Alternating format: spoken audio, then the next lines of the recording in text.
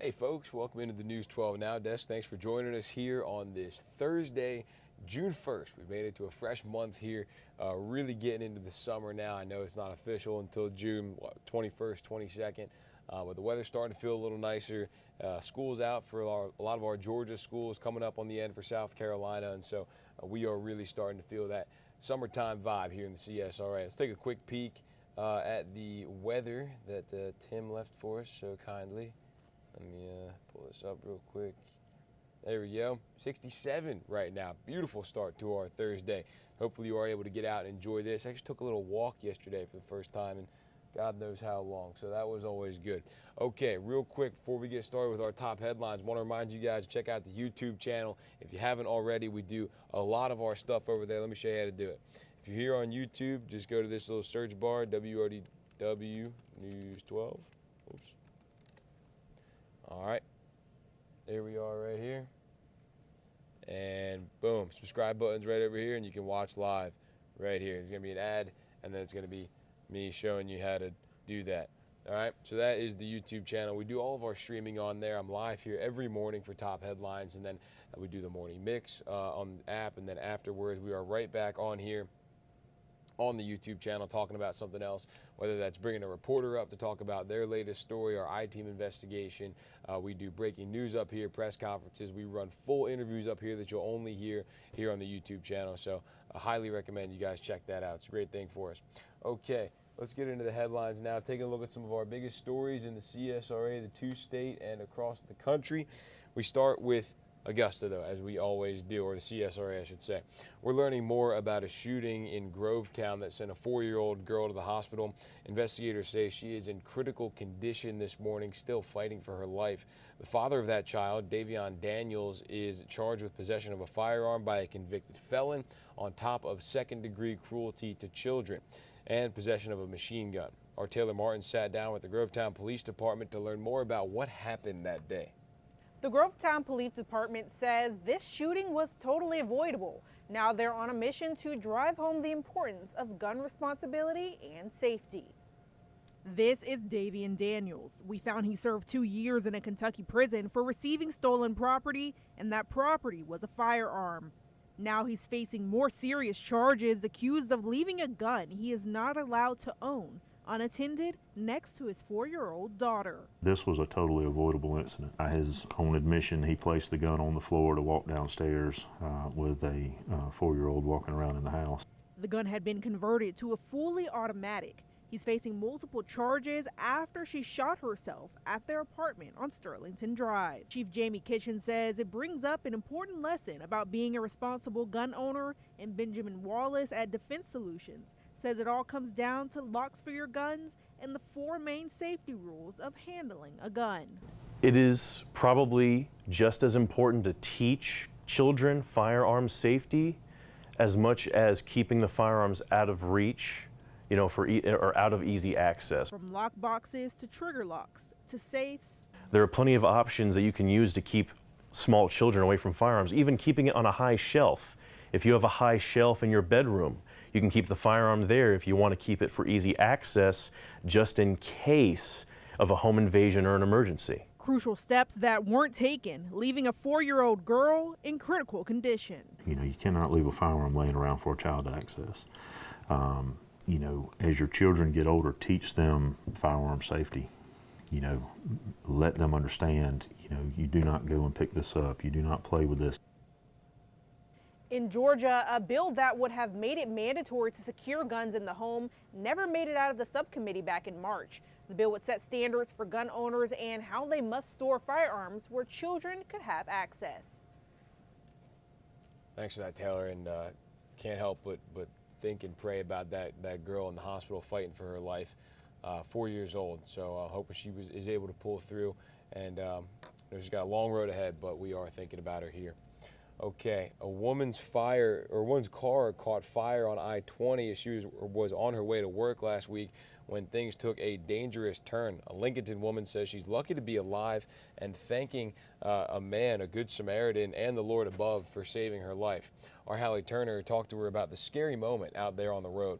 This is the 2004 Navy Toyota Camry, just moments before melting away with Candy Smith inside. I felt no heat, no warmth. I didn't even have my air on. I felt nothing until I stopped and realized I was on fire. And this is the car right after she got out. Turned it off, grabbed my purse, jumped out of the car, barefooted everything. I look and my hood is melting and I see flames. Coming face to face with the one thing she fears the most, flames. Our youngest son, Jed, died in a house fire on February 12th, 2020. I hate fires with a passion. She says her fear was replaced by peace thanks to a good Samaritan. That sounds crazy, but there was a peace. This gentleman comes running up with his fire extinguisher. A leak. He's from North Charleston. He's a truck driver, and he was my angel. Candy lost another son last year, waiting on a lung transplant. When Walker got COVID, literally people all over the world would message us and pray for us. We had hotel rooms paid for. We would have gas money sent to us. She says Khalik stopping was a reminder of the Lord's direct protection she's experienced through the good and bad. It could have been a lot worse. Again, God's faithfulness, God's timing, and He cleared the road, and all I could do is thank Him. Thank you for your mercy. Thank you for your grace and for loving me. In Augusta, Hallie Turner on your side. Incredible video when you see that there. It's amazing that she's able to make it out, and yeah, thank God for that guy being there, right place at the right time, and having a good heart to be able to help her out. A new prompt care has opened its doors in Columbia County. This is video from yesterday afternoon of the ribbon cutting out there on Appling Harlem Road. It's a new healthcare option in a part of Columbia County that really needed it. Or Nick Veland says prompt care facilities like this one are becoming crucial as the county grows and awaits its first hospital. A ribbon split down the middle starts the beginning of the third prompt care facility in Columbia County for Piedmont, with facilities already in Evans and Grovetown and now along the Appling-Harlem Highway. It's so important to move where the growth is. We watch that throughout the year. We always check the growth and where everything's moving as far as population. Along with Piedmont, there's a doctor's prompt care and other services in Evans, and soon to be the new AU hospital that will sit on 81 acres in Grovetown. Trees are being cleared throughout the area of where the facility is going. Columbia County's population is rapidly growing, and with that come healthcare needs, and so we're thankful for Piedmont Hospital and Wellstar for bringing services that our citizens need in the form of healthcare to our area. And this new facility at the Pumpkin Center is 4.5 miles from downtown Appling and 4.5 miles away from downtown Harlem, right in the middle of the two locations who've needed local health care for years. We've been without health care probably for about 15 years. That was when our last doctor left Harlem. So this is a refresh to know that our people are taken care of. So June 6th is their opening. Their normal hours are going to be from 9 to 6, and eventually the prompt care side will be open 7 days a week. The Down the River Sports and Music Festival is just a couple days away now. The city of North Augusta is busy getting ready for that big event. Our Emma Ellis tells us more about this celebration along the Savannah River. I'm here at the Sharon Jones Amphitheater where the Down the River Sports and Music Festival will be happening this weekend. However, that is not the only thing that the city of North Augusta has in store for the future for outdoor recreation. The city of North Augusta has become known for its greenway, and Mayor Britton Williams hopes it will also become known for its waterfront. It always amazed me. I've lived in North Augusta 30 years, and we have never had an event where we were on the water.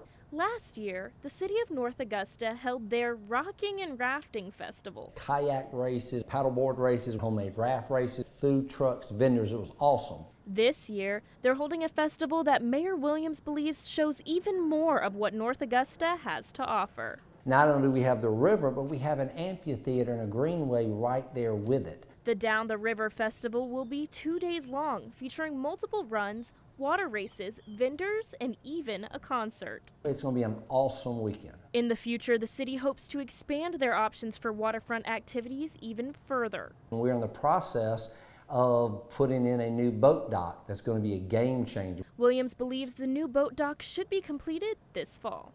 We have this amazing body of water, the Savannah River. There's just so many things we can do on the water. And the Down the River Sports and Music Festival will be held right here at the Sharon Jones Amphitheater this weekend. In North Augusta, Emma Ellis on your side. And like she just said, it'll be this weekend. And there's New docks will be a nice addition too. Always great to have events out there in North Augusta, right on the river. Such a great little atmosphere, great little setup they've got going down there. Pretty cool community. Okay, let's move on here. Multiple lanes were shut down Wednesday after a car accident on Gordon Highway on North Lake Road. You can see this from these photos here. Several cars and an 18-wheeler severely damaged there. Officials say none of the injuries appear to be life-threatening, so that is good. A man in Columbia County is in custody accused of exposing himself at a Dollar General. Deputies arrested Michael Stevens and charged him with public indecency. This is not the first time he's been accused of this. Back in 2019, he pleaded guilty after walking around the Walmart on Bobby Jones Expressway, exposing himself, and when people would make eye contact with him, he chuckled. That's all according to an arrest warrant. At that time, he was out on bond for 2 other similar cases. Also, the Richmond County Sheriff's Office is looking for this man, wanted in connection to a shooting at the downtown Budgetel. Brian Mann is about 5'7" with brown hair, blue eyes, and is known to frequent hotels on Gordon Highway. Deputies say Mann is armed and dangerous, and if you know anything about where he may be, you are asked to call deputies. Take a look at this. The Edgefield County Sheriff's Office sends us these photos, giving us a sneak peek of the county's new animal control building. The Sheriff's Office says the project is getting close to being done, and now they're waiting on equipment to be delivered and installed. The estimated opening is in July, just over a month away now. Georgia is booming now with new manufacturing plants, many being built as we speak, but some are wondering if the state has enough trained employees to fill the thousands of new jobs. Our State House reporter Abby Casores shows us how Georgia is preparing. The state's technical colleges play a big role in getting workers trained for these manufacturing sites. Take North Georgia Technical College, where students rarely graduate without a job lined up. With the touch of a button and a flick of a switch, Matthew Brown is able to transform metal into something that will hold your car together. When you think of anything being made, I mean, from the most basic of things like small car parts, nuts and bolts and things like that, this is where it starts. These automotive manufacturing students are in demand. Brown's employer, auto parts manufacturer Herring Precision, is helping pay his way through school. Well, I'm a single father and I raise a 6-year-old little girl by myself. She's excited. She's learning a little bit with me. She's like, "What do you do for work, Daddy?" And I'm like, "Well, you see this piece of metal? I can turn it into anything you can imagine." The 22 technical colleges in the state will play a crucial role in readying a workforce for companies like Hyundai, Kia, Rivian, and SK Batteries. In the last year, economic development projects in Georgia created more than 30,000 new jobs. These are brand new state-of-the-art facilities that are running, highly automated equipment and needs highly technical, not only technicians, but operators. Georgia state lawmakers are working through the summer and fall discussing new ideas, possibly starting the training process even earlier while still in public school. It's important that we start to give people an opportunity to understand how to take either the skills they already have and translate that into a different trade in a different position, or for young students to really allow them to know that there are multiple tracks that they can go on. Halpern says the billions of dollars invested will be for nothing if we can't find the workers. The study committee will hear from experts on the topic of workforce development. Georgia's largest industries are manufacturing, aerospace, automotive, and food processing. In Clarksville, I'm Abby Casores. Pools with deep ties to the history of Atlanta and the battle for integration are still intact. If you're willing to make the 2-hour drive out west, you can learn some history to get a better perspective on what African Americans had to go through just decades ago. Sawyer Bucky explains.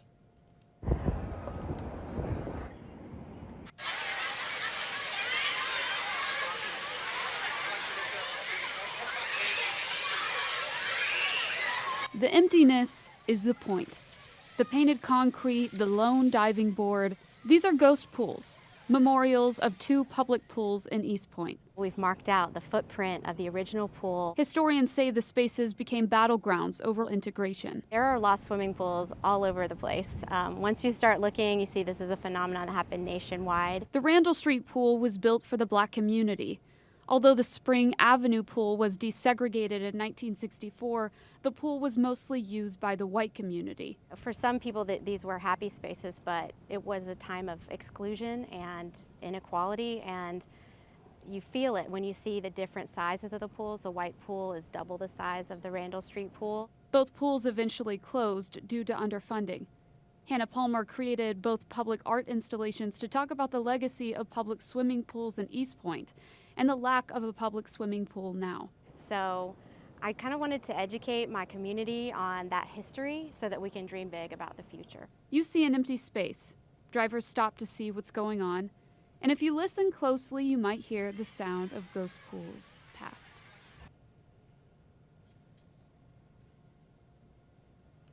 Pretty cool little piece of history right there. Hopefully nobody mistakes that for an actual pool. Doesn't want to take a dive off that diving board. Won't end very well. Okay, a 75-acre dilapidated and polluted factory in Atlanta is finally getting a facelift soon. The site of the former Chattahoochee Brick Company will have its hazardous material removed and will be transformed into a park and a green space. Chelsea Bimeford tells us about this factory's long and dark history and gives us hope for what it will become in the near future.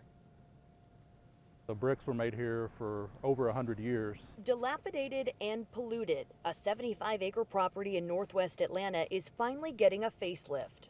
I think it'll add a lot of value, add a lot of great things to the neighborhood. Atlanta City Councilman Dustin Hillis says a $2 million grant from the Environmental Protection Agency will help transform the site of the former Chattahoochee Brick Company into a new green space, park, and memorial. What happened there is horrific. It is a part of our history that we need to reconcile with.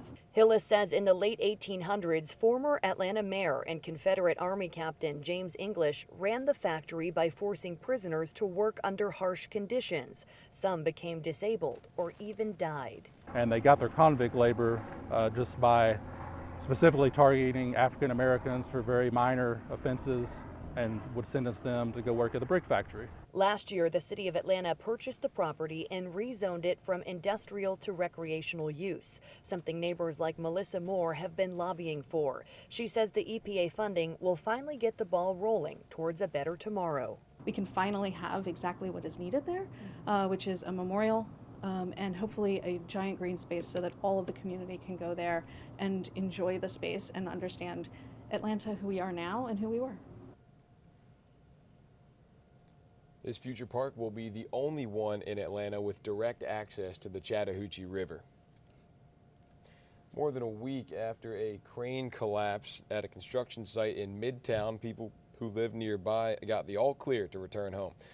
The collapse happened last week when part of a crane fell on a condo complex that was under construction, and people who live in the building next door were evacuated out of concern for their own safety. And now they are just happy to be back. I'm just so happy to be back home. We haven't been home in like a week and a half now, so I'm just excited to be back home in my own space. The apartment management says they'll give tenants a credit back on their accounts to offset the days they weren't able to stay in their own homes. The city of Savannah files a motion to dismiss a lawsuit in connection to a man's death while in custody. William Harvey died by suicide in 2021 while being questioned by Savannah police. The lawsuit alleges Savannah police officers saw the signs Harvey was going to hurt himself, but they left him alone anyways. The city says the lawsuit fails to prove that point. The House voted to pass a compromise bill that allows the federal government to spend more money and pay its bills. But the measure has faced strong resistance from some on both sides of the aisle. Skylar Henry's on Capitol Hill for us. The bill is passed. The House passed a contentious bipartisan package late Wednesday night that would raise the federal debt ceiling and impose budget cuts. Yes, it may not include everything we need to do, but it is absolutely what we need to do right now. The legislation aims to avoid a looming default on America's debts that many feared could torpedo the global economy. But some conservative House Republicans and progressive Democrats lashed out against the compromise President Biden and House Speaker Kevin McCarthy reached last week. The fact is, at best, we have a 2-year spending freeze that's full of loopholes and gimmicks that would allow for increased funding for the federal bureaucracy. Every concession in this bill, every demand that Republicans made in this bill hurts somebody. and hurts the most vulnerable in our country. The 99-page bill would restrict spending for the next 2 years and raise the debt ceiling until at least early 2025. The agreement caps some federal spending, claws back money from the IRS, tightens eligibility for food stamp programs, and loosens some environmental rules. The consequences of slipping past the deadline would reverberate across the world. Senate leaders hope to move quickly on the bill, despite a group of mostly Republican opponents. Skyler Henry, CBS News, Capitol Hill. Next Monday is when the Treasury and the U.S., or when the Treasury said the U.S. would run out of money to pay its debts, risking an economically dangerous situation. And we are hearing from our State House reporter, Mary Green, on where a lot of the South Carolina lawmakers stand on this and how they plan to vote. This bill needs 218 votes to clear a major hurdle and pass the U.S. House of Representatives. But a number of Republicans have said they won't back it. So this deal, brokered by President Joe Biden and Republican Speaker of the House Kevin McCarthy, will require major bipartisan support to advance. The bill would suspend the country's debt limit until January 2025, after the next election, to allow the U.S. to keep borrowing money while capping federal non-defense spending. The way the package is set up now, if it passes in this way, again, the two major conclusions that we can draw that are positive is that it does avoid a default and it doesn't do anything that increases the probability of recession later this year. The U.S. Treasury Department has estimated the country will run out of money to pay its bills Monday. So that's the impending deadline Congress is trying to beat to get a deal through. In general, we have seen this type of activity, this type of negotiation happen before, but from an economic perspective, there's no incentive for either party to default. Here's how South Carolina's 7 representatives have said they'll vote on the debt ceiling deal, formerly named the Fiscal Responsibility Act. The state's only Democrat in Congress, Jim Clyburn, is a yes, calling it a pretty good deal in a tweet Tuesday and saying it prevents a default, preserves Social Security, Medicaid, and Medicare, and expands access to critical programs. Republican Joe Wilson stood alongside other House Republicans in support of the bill at a news conference Tuesday night, indicating he's a yes as well. 4 South Carolina Republicans, Russell Fry, Nancy Mace, Ralph Norman, and William Timmons, have all said they're voting no, arguing this deal doesn't go far enough to cut government spending. Once you dissect the bill, this bill is un-American. It defies conservatism. No Republican in good conscience should support this and go back to the drawing table. Republican Jeff Duncan has not publicly said how he plans to vote on the deal yet. If this deal makes it through the House, it would then move to the U.S. Senate. Both of South Carolina's Republican senators, Tim Scott and Lindsey Graham, have said they would vote against the deal. Reporting from the State House, I'm Mary Green. The deal would need 60 votes to pass the Senate, meaning it would need bipartisan support to clear that chamber as well. But as you just heard Mary say, South Carolina Senator Lindsey Graham already telling people where he stands. He explained why he's against the bill. And there's some Republican leaders saying this deal fully funds defense. That's just about as accurate as the border secure. So I'll be opposing it. I'll be trying to get the money into the system that we need to maintain readiness. Would you try to delay it? We'll see. So you heard from Senator Lindsey Graham and also Republican Senator and presidential candidate Tim Scott also saying he would be against the bill as well. If the debt ceiling is approved by the Senate, that would mean you'll have to start making your student loan payments on federal student loans again. The Biden administration paused payments during the pandemic and has extended that pause 8 times. But a provision in the debt ceiling agreement says the pause will end in late August and 44 million people will have to resume payments. There is some concern the process may not go smoothly. Student loan experts recommend people reach out to their loan servicer as soon as possible to make sure their next payment gets to the right place on time. Alec Murdaugh is pleading not guilty to multiple federal charges. These latest charges are in relation to several alleged financial schemes. His attorneys say he thinks the plea deal might change, or the plea might change, because he believes the charges will be quickly resolved without a trial. Murdaugh was arraigned on 22 federal charges, including conspiracy to commit wire and bank fraud, as well as money laundering. He's also facing 99 counts of embezzlement, computer crime, money laundering, and more. Governor Henry McMaster says he'll send South Carolina National Guard troops down to Texas. In a tweet, the governor says the announcement comes after Texas Governor Greg Abbott requested more troops to, quote, hold the line on the southern border. The mission remains in the planning phase, and exact details, including the number of troops, will be finalized in the coming weeks. But the governor's office says the goal is to deploy those troops by July the 1st. The funeral services for the 14-year-old shot and killed near a convenience store in Columbia are now set. Cyrus Carmack Belton's viewing will take place tomorrow. Belton was shot and killed on Sunday. The Richland County Sheriff's Department says the convenience store owner, Rich Chow, chased Cyrus from his store and shot him. Chow had suspected Cyrus of shoplifting, but it turns out that was not true. Lott said it best that, a bottle of water should not have to take a person's life, especially a 14-year-old. Chow is facing murder charges. We also found out this was not the first incident there involving Mr. Chow and that convenience store. Passengers aboard the Carnival Sunshine dealt with a scary end of their vacation as the cruise ship hit rough seas while trying to return to Charleston. Following a beautiful few days in the Bahamas, things took a turn when the captain made an announcement saying they were going to experience some bad weather. One passenger who went on the cruise to celebrate beating breast cancer says those choppy waters made her worried she may not make it back to shore. The level of fear that I had at that moment. Listen, my cancer diagnosis and my cancer treatment was extremely scary. But going through what I went through that night on that ship, that was about 50, 60 times scarier than that. The cruise line released a statement following the windy weather saying medical staff aided both guests and crew, and Carnival Sunshine is now sailing on its next cruise. South Carolina Governor Henry McMaster calling for flags to be at half-staff in honor of a 25-year-old firefighter killed in the line of duty. Now that firefighter, James Muller, has been laid to rest. He died last weekend while battling an apartment fire. According to the South Carolina Firefighters Association, Muller's death was the first and hopefully last firefighter fatality this year. More than 75 different fire departments from New York to Florida joined yesterday's service to pay homage to their fallen brother. I have a million ways to remember James. I have not been able to distill that down to one. James left everything better than he found it, and that is the best way I have right now to sum up who he was. Those at the service call it a somber, moving, and respectful day with a parting message to remember his life and honor his sacrifice.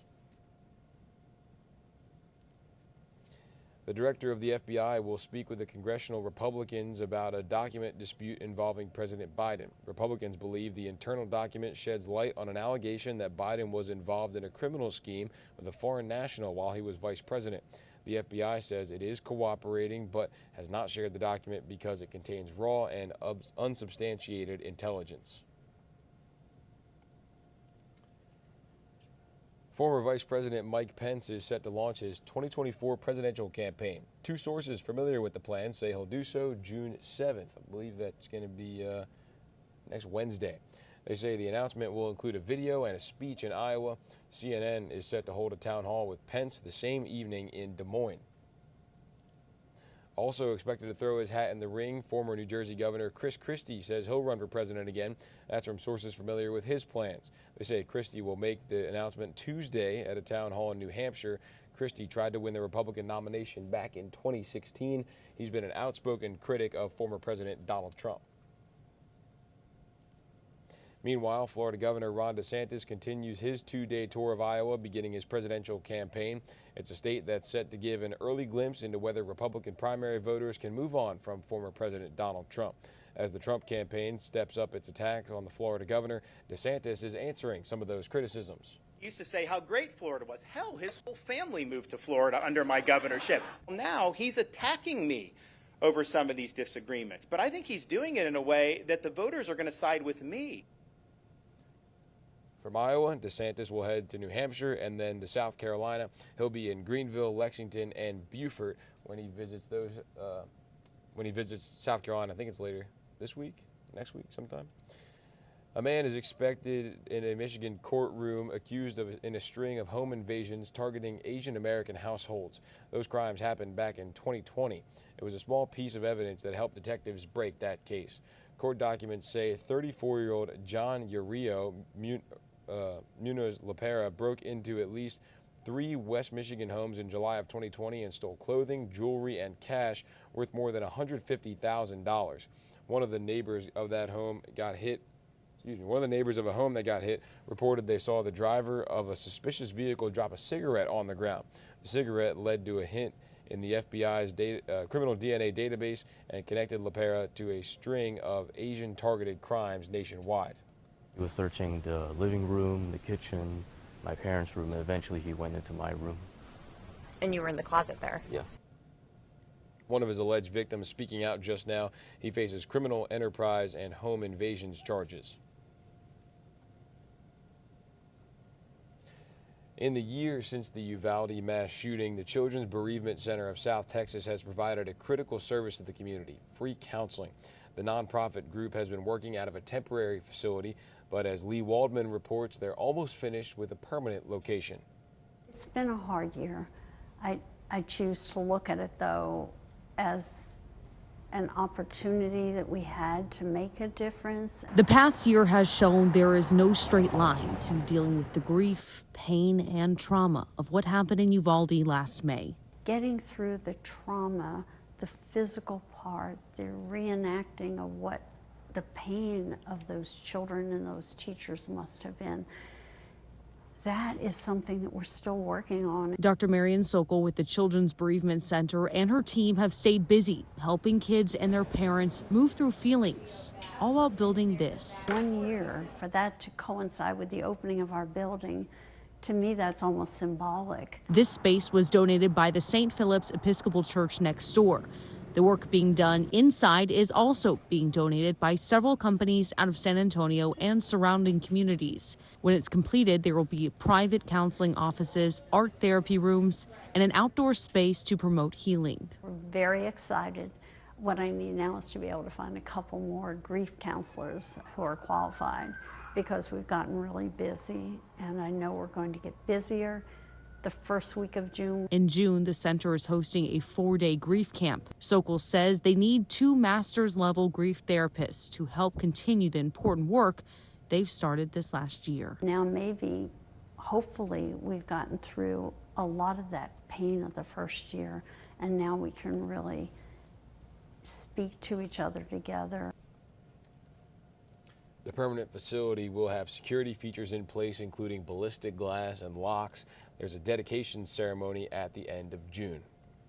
Now to a first-of-its-kind meeting trying to solve mysteries in the sky. NASA putting forward a panel of experts to discuss what they know and what they don't know about UFO sightings.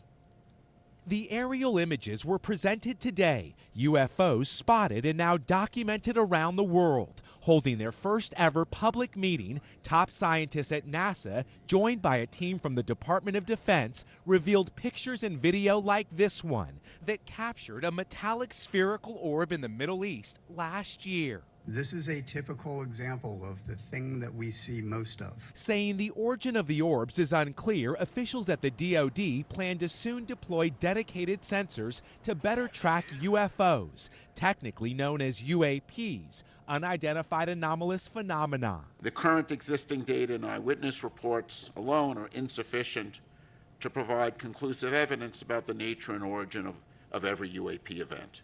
Confirming 50 to 100 new reports a month, NASA officials say most sightings can be explained, but 2 to 5% remain a mystery.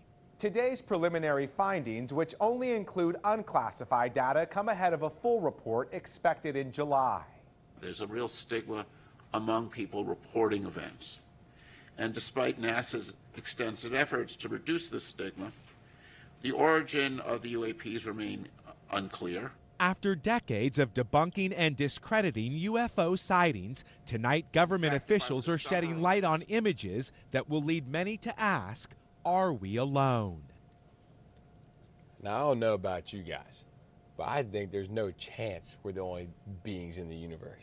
There's too many stars and planets and solar systems and galaxies and space and all that. Can't be the only thing. So that might just be me. I don't know. But, you know, why haven't we seen anything yet? If we're not the only ones in the universe, I get you. But anyway, just that's a tangent we could go on for a long time. But anyway, More than 80 years after World War II, a daughter says she's finally learning about her dad who died fighting overseas when she was just a baby. Emily Schrad has that story. This is my father, right here. He loved to fly. That's his Purple Heart. Judy Tosh's father, Virgil Pryor, served in World War II from 1941 until he was declared missing in action in 1944. They were on a bombing run to France. Judy was just 6 weeks old when he died. More than 50 years later, after her mom died in 1999, she found a sack full of letters. I was just so astounded by the volume. 400 letters, to be exact. They were letters her dad had written to Judy's mother during his time in the service. He always started out, "My darling wife." With each pen stroke, Judy says it was a way to get to know her father, even though they never met. That's how I knew my dad. Was reading his thoughts over time. I read them all. Judy says out of all 400, there's one letter she loves the most. The one that he got that he knew I was born. He was very excited. He named me. He was counting on a girl. They didn't even have a boy's name. He said, I ran around the barracks screaming that it's a girl. So that might be one of my favorite ones. I should be home to sort of supervise things. But I suppose, yes, you will get along okay. His words closing the gap between decades, proof of his devotion to his young wife and baby daughter. But it was really something, I think, that she kept all that. I mean, he wrote, you look at this, he wrote so much. Such a cool thing, you know, for a woman who had never met her father to kind of see him through the eyes and through the pen strokes there. Really interesting, and like she said, it's pretty amazing that her mom kept all those letters, and all these years later she's able to go back and read through them. She says along with the 400 letters from her dad, they also found 200 letters her mom had written during that time as well. Okay, well, May is Awareness Month for preeclampsia, a type of high blood pressure some women can develop during or after pregnancy. A new survey shows a lot of people aren't aware of the condition and that it can be deadly. Bradley Blackburn introduces us to a mom who's educating others after suffering her own loss. Trayshawn Powell's mission is to raise awareness. I always say that my story can change yours.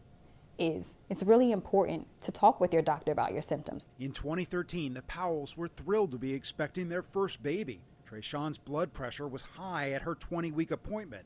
3 weeks later, she called her doctor. He suspected a stomach virus. I ended up vomiting controllably, couldn't stand, severe swelling in my feet and ankles. I called him back again.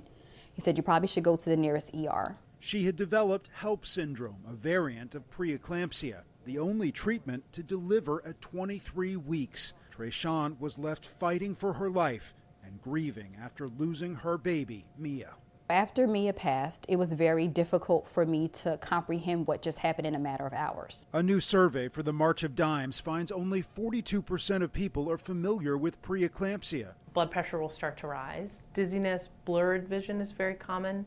Nausea and vomiting, abdominal pain, and then a lot of swelling. African American women are also at higher risk of pregnancy complications. The maternal health care crisis that's going on now in the United States is deplorable. And when you look at black women, they are 3 to 4 times more likely to die than white women. The Powells now have 8-year-old Jasmine and 5-year-old Ryan. Trayshawn was monitored closely for both pregnancies. Every woman, no matter what color, should have a beautiful, successful birthing experience. And to help make that happen, she organized the Promise Walk for preeclampsia in her New Jersey hometown this month. Bradley Blackburn, CBS News. March of Dimes is kicking off the Starts With Mom campaign this month to educate people about the condition. For more information, head to marchofdimes.org. All right, this next one is it's something here. Thousands of people are visiting this small town of Gower, Missouri to see an exhumed nun's body. There it is. That's the one. It's been buried for 4 years, but it shows no signs of decay. Recently, some people at the convent tried to move the body to Sister Wilhelmina Lancaster. When they opened her casket, they found her body was nearly untouched by decay. The road to get to the convent isn't easy, but people from all over the country didn't want to miss the chance to see what some are calling a miracle. Sister Lancaster founded the convent in Gower, and someone who works with the nuns says Lancaster's casket cracked and moisture got inside, but her body remains in excellent condition, which, don't get me wrong, yes, it's remarkable. Yes, if you want to call it a miracle, I'll agree with you, but I don't know about going to Missouri to see an exhumed body. Just not my not my MO. I might pass out, honestly, if I did that. I'm not very a very good stomach. Okay, here we go.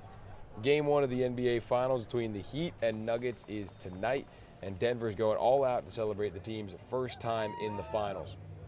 Yesterday, the Denver mayor unveiled a street sign honoring the team, and you can see there is the Nuggets mascot, Rocky the Mountain Lion, there to celebrate one of the best mascots in all of basketball, really in all of professional sports. Rocky, one of the highest paid too, I believe. And Chipotle announced that no matter who wins, you can get a free burrito every time a player makes a three-pointer. So Moses over there punching the air because they could never do something this cool. When it happens, the Mexican chain will tweet out a code. The first 300 people who text that code to the given number will get a free burrito. Up to 10,500 will be handed out. So watch the game tonight. Check for the codes.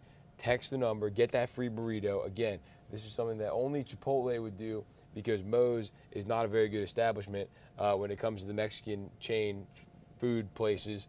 And yeah, so that's my 2 cents. All right, summer's right around the corner, meaning many families are starting to plan vacations, but experts warn scammers are looking for ways to rip people off. Consumer investigator Carice Jackman shares some red flags you need to watch out for in this Watching Your Wallet. Landing that first job is such a big moment. It's something we all look forward to, a nice getaway from work and the daily routine. But before you finalize travel plans, experts say be wary of any rental listings that are almost too good to be true. That could be a sign of a scam. In the Airbnb industry, one thing that criminals can do is create a deep fake of and make up a made-up Airbnb. Tracy Hawkins, an international safety expert, says scammers are becoming more and more sophisticated when it comes to using artificial intelligence or AI tools to fool you. So if I were a criminal, I can say, hey, look at this beautiful property, send me the money if you want to rent it, just like the Craigslist frauds. Send me the money and you can rent this out. Hawkins says oftentimes these fake listings show places that don't even exist, a con that's become more and more prevalent, even on popular rental sites like Airbnb. In the Airbnb world, I can say, this is the property, send me the money, but don't go through the system. Send it directly to me so that I can save fees. So people need to be careful if they're asking you to go off the Airbnb platform. That's number one. To make sure the property you're looking for to rent is real, Hawkins suggests fighting fire with fire. You can utilize artificial intelligence to do that. You can utilize Google Lens, which allows you to put a picture of an item or a place, and it will tell you where it's located. On the flip side, if you own a vacation property like a timeshare, attorney Andrew Meyer with Finn Law Group says to be cautious of scam artists posing as resellers who claim to have a buyer. You may get a telephone call, you may be an owner of a timeshare now, and you get a telephone call telling you that someone's really hot to buy your timeshare interest, and you're thinking, I've been wanting to get rid of this thing for years. Be very cautious. People are getting scammed a lot on this so-called resale. After persuading you they can sell your timeshare, the fraudster asks you to send them money up front to pay closing costs, taxes, or other fees. But there's not actually a buyer. Bottom line, Meyer says, do your research, especially if you're contacted out of the blue by someone you don't know. Google their name, find out about them. There's a lot of different things going on with those timeshare exit companies that if you do a little bit of research,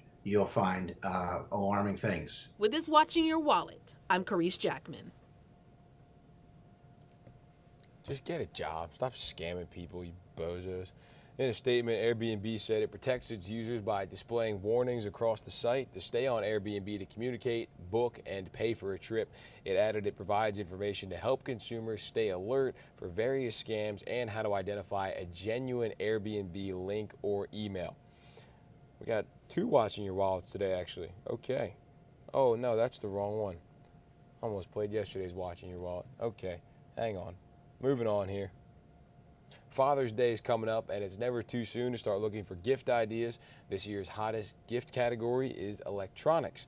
Consumer tech reporter Jamie Tucker takes a look at some of the best gift ideas for any dad who loves their television, movies, and music. Did you know that surge protectors or power strips need to be replaced every 3 to 5 years, even more frequently if it's a cheap one like this? You see, these take a hit for your big screen television every time there's a blackout or a power surge. And over time, after a lot of those, these power strips will no longer protect your big screen television. Austere surge protectors have multiple AC outlets and fast charging USB-C plugs. 2 outlets specifically designed to protect big screen TVs, 2 for audio equipment such as surround sound systems, though you can use them for anything that needs protecting.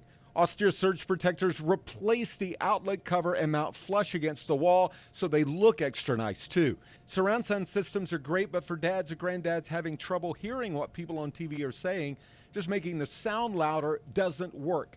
The Zvox soundbars make movie dialogue easier to hear and to understand. Rather than just increasing the volume, these soundbars can lower the sound of background music and special effects, and then isolate and increase what the actors are saying, and making it a lot easier to understand.